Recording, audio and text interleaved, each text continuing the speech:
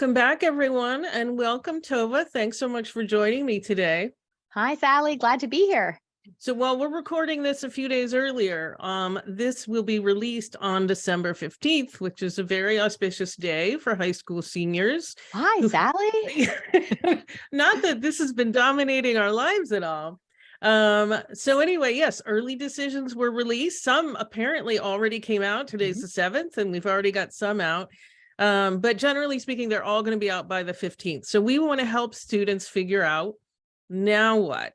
Yeah. So I was thinking we would start with early decision, and we should probably define what early decision is for people who are juniors, et cetera, parents of juniors. So Sure. let's say a student applied early decision. What does that mean, and what do they need to be thinking about now? Sure.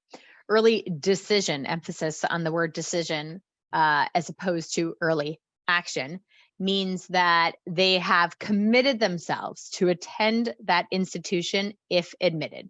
It's signing a contract with the school that says, if you admit me, I will attend. No ifs, ands, or buts about it. I've done my research. I've talked about finances with my family. My guidance counselor, my school counselor knows. Everyone has signed off. If admitted, I will attend.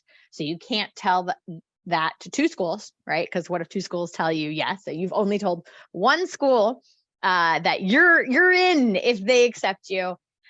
So for that student, it's a pretty big commitment at that time. Not right for every student, but that's probably a conversation for a different time. Yeah, definitely for a different time. But so what if those students get in?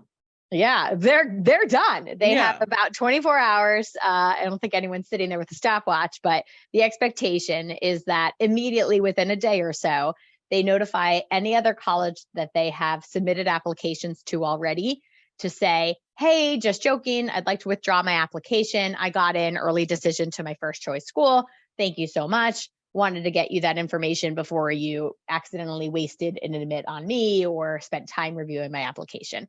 Every college will be glad to receive that in writing in an email, and no hard feelings will be had.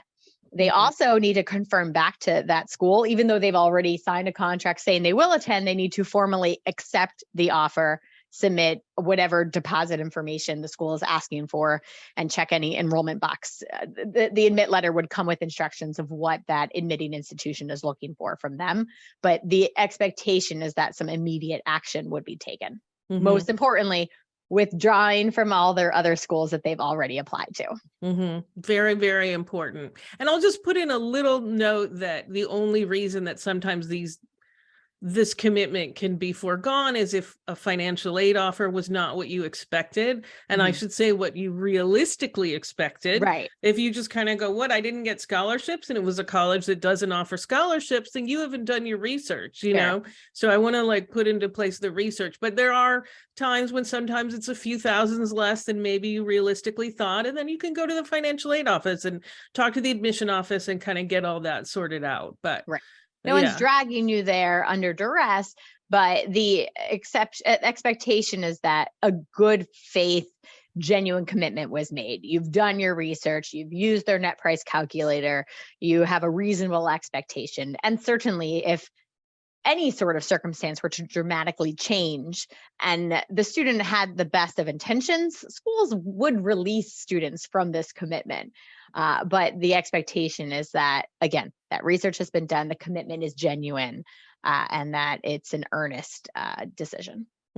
Absolutely. All right. So what if a student who applied early decision is deferred? What's deferred, Sally? Oh, can I answer that one, please? Yes. Tova at the front of the class. So you know what? Let's broaden with this. If it would be all right with you, can we broaden this one to also include early action students? Yeah. Sure. So early action for the students who've also applied early but have made no commitment. They've just gotten their paperwork done. The school has this opportunity to apply early with no binding contract. A defer is the same for either student. What it means is we've read your application. We're not ready to make a decision on it. A couple of different reasons. Maybe we're just literally not ready. We've gotten too many applications and we didn't get to all them. That's not so common, and you're not going to know that that's why. Usually what it is that they need more information about their larger applicant pool. You can read between the lines and understand you're not at the very top of their class, or you would have been admitted, but you're also very much still in the running, or you would have been denied. There are very few schools out there that will not deny applicants in early rounds. Usually it's one of three decisions. I'm assuming we'll get to deny in a little bit, but defer essentially means we're pushing you down to the regular pool. We're going to reevaluate your application come January, February, when we get the rest of our applicants, so we can see what the rest of the pool looks like. How strong are you compared to that larger pool? Maybe also what new information you can send us. Maybe they don't just need more information about their pool. They want to see how you've progressed. Maybe they want to see more senior year grades. Maybe you've been on a dramatic upward trend. 9th was a little rocky, 10th got better, 11th was better even yet. And they want to see, hey, is 12th grade your best year yet? Or are you going back down? So things like that, other updates. And basically they'll evaluate you again in the regular pool. You'll get your decision. If you had signed the binding early decision contract, you're released from that binding agreement at that point. You're no longer obligated to attend if admitted later in March. Early action, you were never obligated, and you would then get your decision later on in March.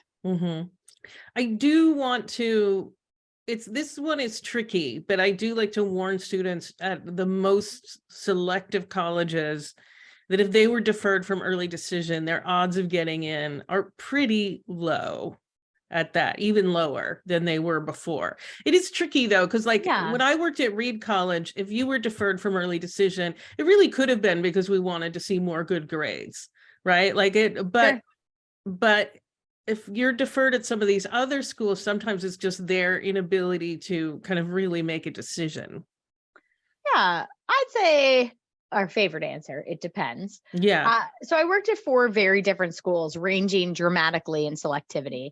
At the most select, one of the one that was 5% acceptance rate, yeah, it was slim chances, but you also would have been outright denied if you had no shot. Right.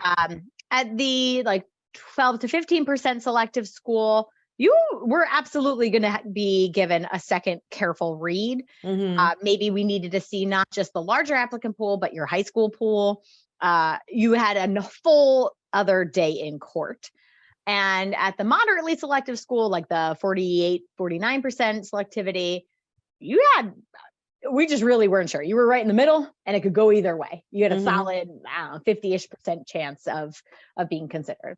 And then the school that I worked at that was not selective, if you were pretty much college ready, we would let you, it was really just a pause and you were almost certainly going to get in. We just needed to make sure we didn't overcommit scholarship dollars and things like that. So it really ranged, but I would agree with you at the most highly selective level, the tiny few percent of schools out there that are admitting fewer than 10% of their students.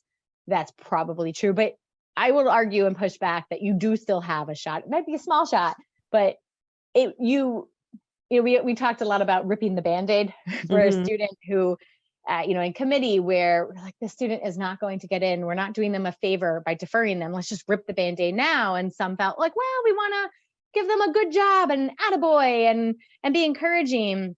And there were different schools of thought on that. But for the most part, if the school committee felt strongly there's no chance of this happening come regular decision, you would be outright denied. Yeah. I have to say, when I worked in admissions, I wanted to give them an attaboy and let them know that they were taken seriously. Yeah. Once I was a high school counselor and I saw that it actually did damage, not right. I was I'm all for, Stanford is kind of famous for just ripping off that Band-Aid, deny early. Yeah. And as painful as it is, it lets the student move on. So yeah. So that is so that kind of brings us to our last one. If you're denied, what does that mean? Sometimes students think, oh, I can reapply, right? No, not that year. You're done. That's your decision for the year. I mean, most importantly, and obviously, if you think about it, what will have changed in 2-3 months? They will have evaluated your application with the information you have presented. What new information do you have to share 2 months later that's going to dramatically change your profile? So that is your decision for the year. I don't know of a school that would allow you to reapply. Appeals are different. If you're denied, that's your decision for the year. But you can take a moment to be disappointed and let your ego feel bruised, and then let it go and realize, you know what, I had a balanced list. I had other schools that I like, that I know I'm getting in, and maybe this one was a long shot, and let's not panic. And disappointment is different from despair, and let it go. And we can have a whole nother podcast episode on getting over the deny. And right. Yeah. We're actually doing that in January. So that one's coming up, right? So fantastic. because if you're going for those highly selective colleges, that is the thing. Right. You know, I mean, generally speaking, honestly, with them, my recommendation, if you're applying to these schools at the highest level of selectivity, is give it your best shot. Go big, and then just assume you won't get in, because based on the odds, you're not going to. And this is, I'm obviously saying this to everyone. This is not a personal comment to any one student. I'm not saying you're not good enough. I'm saying with a 4% or 3% admit rate, nobody can be sure. Exactly. Like it is long odds for absolutely everybody. So you need to just assume you're not going to get in. One of our colleagues has the best metaphor. The weatherman is calling for a 95% chance of rain. Why are you expecting it to be sunny? Right. And I love that. You're like, yeah, you can be disappointed if it rains, but I mean, you kind of should have had an umbrella with you, right?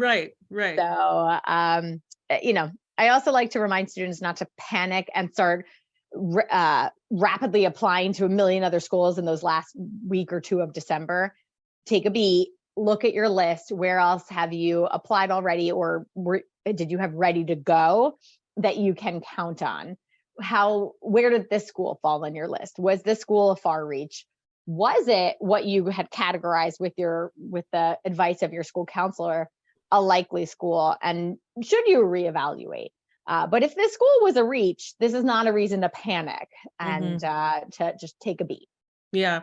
I've seen that before, where like a student of mine didn't get into Duke early and suddenly wanted to apply to more safeties. And I said, remember, we planned for this. Yeah. These are your safeties already. And she was like, oh, okay. Like this says nothing about your ability to get into these other schools. No. This is just this one school with a 4% admit rate or whatever Duke is. It's very low. So, all right. Any other things that students should think about now that early admission? I mean, I think we've gone over, admitted, deferred, denied, EA versus ED in all situations. I guess I'll just throw in, there are some public schools, some state schools. I haven't seen this at private, but maybe it exists, where if you submit, like, let's say you've been admitted early rolling or early, if you deposit and put in your housing deposit earlier, you can get better housing. So that might be a reason to sometimes deposit earlier. But know that if you change your mind, you're going to lose that deposit then probably. Yeah. And while, we want our students to make their best good faith effort to only ever deposit at one school, if a school's putting you in a tricky spot of saying, hey, you're not likely to get housing if you don't commit, that's kind of on that school, and that's not on you and the student. Exactly. Do we have time to talk about what to do if deferred, or is no need to get into that right now? Save that for a different segment. That's for a different segment, I think. Okay.